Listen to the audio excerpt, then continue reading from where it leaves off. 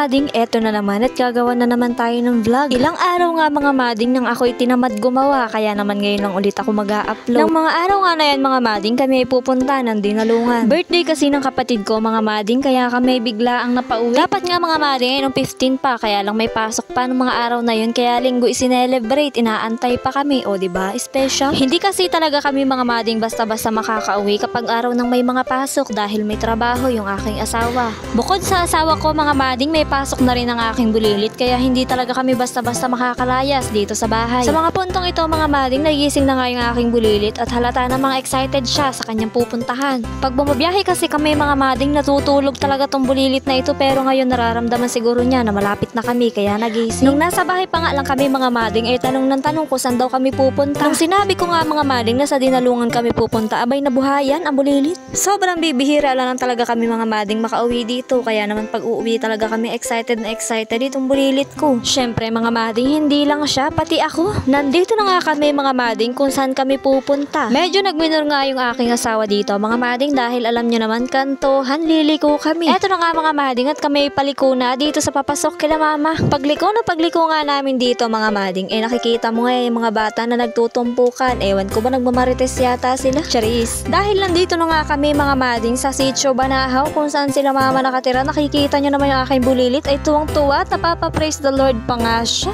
Pagharap ko nga ng camera mga mading, may sumulpot na motor dun sa harapan. Kung nakikita nyo ay bumalik din, diba? Yung kapatid ko kasi yun, nakita niya siguro kami kaya bumalik. Akala niya siguro naka-helicopter kami. Uy bro, nakamotor lang to. Sa ngayon kasi mga mading, ang kaya ko lang bilhing helicopter yung naka-plastic na galing sa palengke. Sa mga puntong ito mga mading, eto na nga at sobrang lapit na namin sa bahay. Pagliko nga dito mga mading, doon pa ang bahay nila mama sa dulo, yung may puno ng mangga. Nang makaliko na nga kami dito mga mading, aba naman yung anak ko ay sumisigaw ng Tita Abida at Tito Nelson. Hindi ko alam mga mading kung excited ba talaga siya makipaglaro o excited makipag-away. Charis.